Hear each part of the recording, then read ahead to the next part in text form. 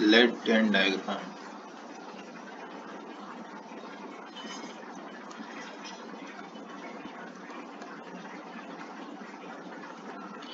देखो, copper nickel diagram isomorphic system था, isomorphism हो रहा था वहाँ पे। आइसोमॉर्फिज्म मतलब complete solid solubility plus liquid solubility. लेकिन लेड एंड डायग्राम से कहानी बदल जाएगा और आयरन कार्बन डायग्राम में भी वही कहानी। यहाँ आइसोमॉर्फिज्म एग्जिस्ट नहीं करता है, ठीक है।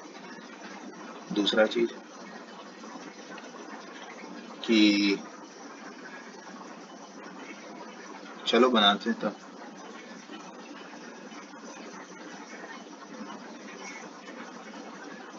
इसको बनाना बड़ा आसान है, शॉर्ट ट्रिक है।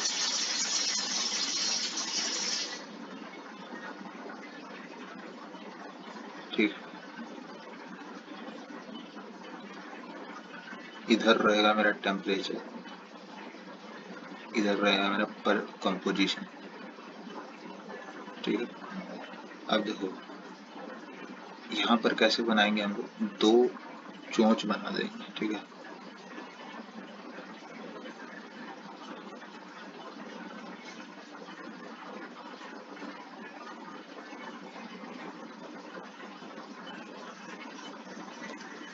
ये शॉर्ट ट्रिक याद रहेगा तो आयरन कार्बन डायग्राम में ये शॉर्ट ट्रिक काम आ जाता है।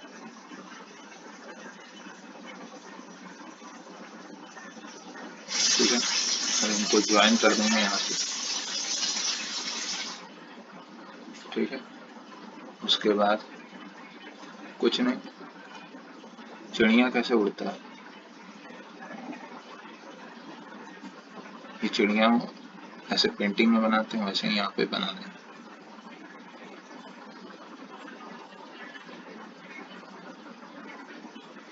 हो गया लेड एंड डायग्राम खत्म, मतलब यही है, ठीक है। ये याद रखना है कि ये टेम्परेचर 183 डिग्री सेंटीग्रेड, ठीक। इसको कहते हैं अल्फा, और ये लिक्विड फेज है, ये है गामा, बीटा सॉरी, ठीक है। इसमें अल्फा क्या है, अल्फा को कहते हैं सॉलिड सॉल्यूशन। देखो यहाँ पे 100% लेड है, ठीक है, और 0% टिन है, ठीक है। यहाँ 100% टिन है और 0% लेड है, मतलब ये प्योर टिन का है, ये प्योर लेड का एक्सिस है, ठीक। और यहाँ पे हम लोग परसेंटेज टिन ले ले रहे हैं, जो रिमेनिंग होगा वो परसेंटेज लेड होगा, ठीक। अच्छा, तो ये अल्फा क्या है, बेसिकली अल्फा होता है solid solution of tin in lead.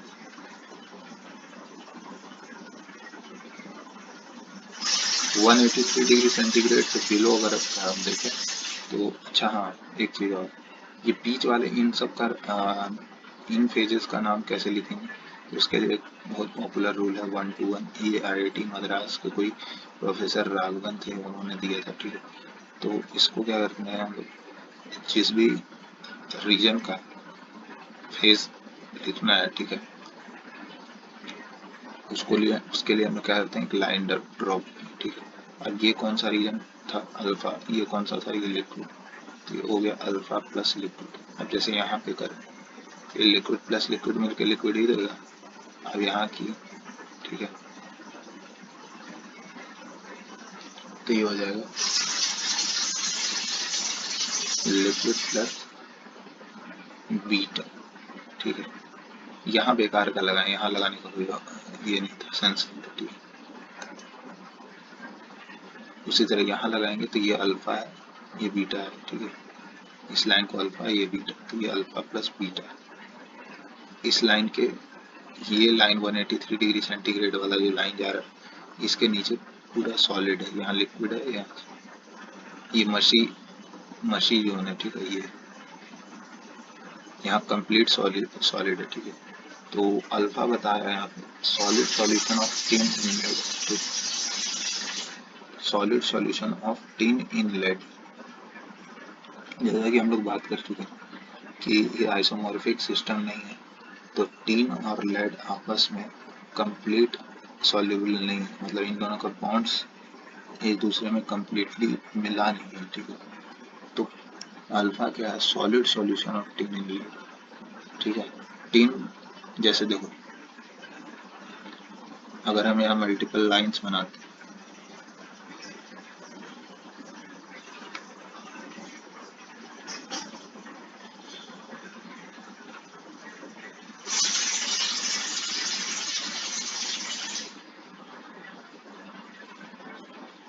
ये एकदम वाई एक्सिस पे एसिम्प्टोट है, ठीक है। यहाँ से जब इधर की ओर चलना स्टार्ट कर रहा है, ये क्या दिख रहा है मेरे को कि जैसे जैसे मेरा टिन का परसेंटेज बढ़ रहा है, ठीक है। तो मेरा परसेंटेज जो है अल्फा का बढ़ रहा है, ठीक है। अल्फा का परसेंटेज यहाँ बढ़ रहा है, ठीक है, ठीक है। वही चीज है कि अल्फा मैक्सिमम कितना सॉल्युबल है बीटा में, मैक्सिमम सॉल्युबिलिटी इसका इस पॉइंट पर, ठीक है। कितना सॉलिड में, सॉलिड में कंप्लीटली सॉल्युबल नहीं है, लेकिन कितना मैक्सिमम सॉल्युबिलिटी दिखा रहा है, ये इतना मैक्सिमम सॉल्युबिलिटी इसका, ये, ठीक है। हाँ, ये परसेंटेज आता है यहाँ 18%। तो मैक्सिमम 18% टीन जो है वो can be dissolve in lead. Dissolve का मतलब कि आपस में बॉन्ड बनाना, यहाँ पे सॉलिड सॉलिडिटी का मतलब कुछ ऐसा डिजॉल्व वोजॉल्व नहीं होता, यहाँ पे बॉन्ड्स का बनाना, ये मतलब होता है सॉलिबिलिटी, ठीक है। आपस में कंप्लीटली मिल जाना, ठीक है। तो 18% टिन ही कंप्लीटली सॉल्युबल है लेड में, बाद बाकी उससे कम है, ठीक है। तो कंप्लीट सॉल्युबिलिटी यहाँ नहीं है, ठीक है। उसी तरह इस इधर साइड देखें हम, ये बीटा बता रहा है सॉलिड सॉल्यूशन ऑफ उल्टा लेड इन टिन, ठीक है। तो मैक्सिमम लेड कितना सॉल्युबल है टिन में, ये इस पॉइंट के पास में, ठीक। और ये पॉइंट कितने पे आता है, 97% टिन।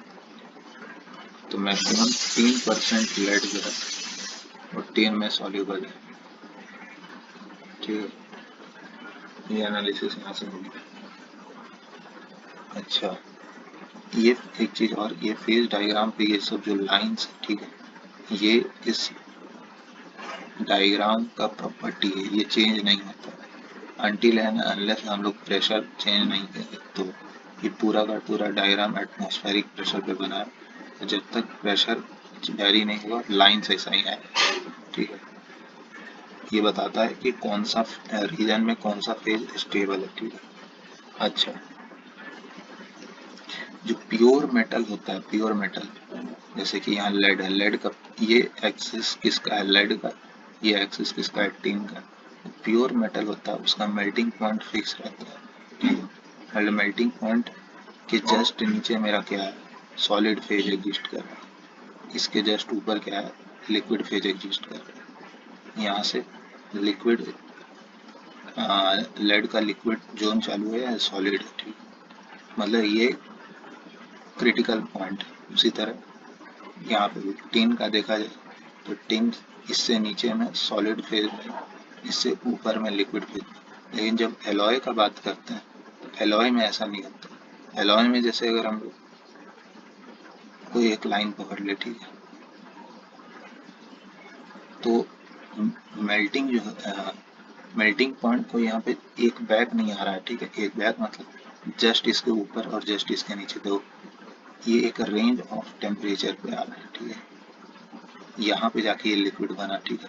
यहाँ पे सॉलिड था, कंप्लीट सॉलिड था, यहाँ बीच में सॉलिड प्लस लिक्विड रीजन आया और फिर यहाँ पे लिक्विड आया।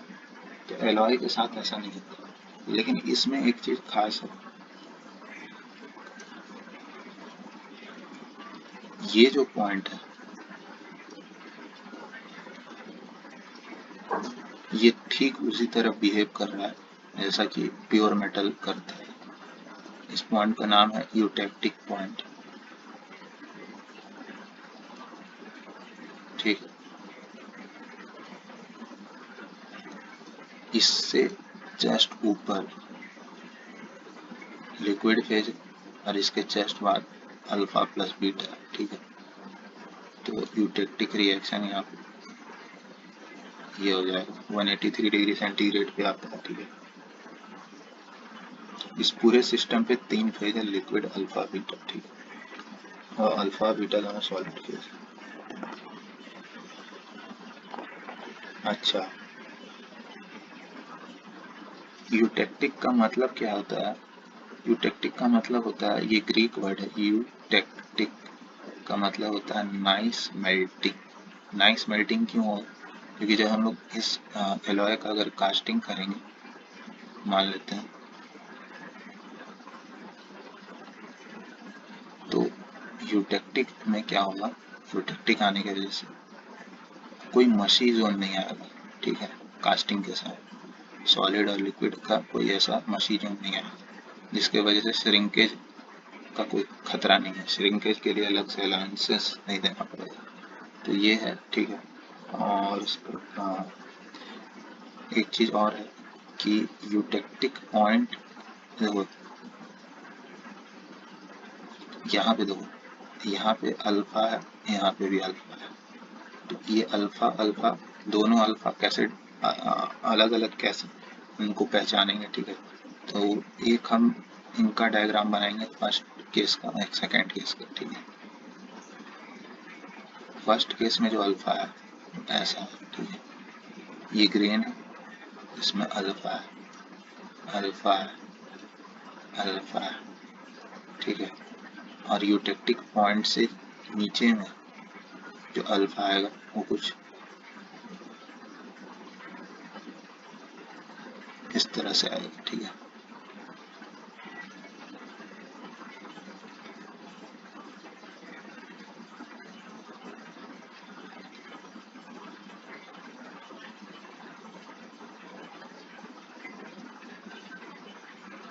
हम्म,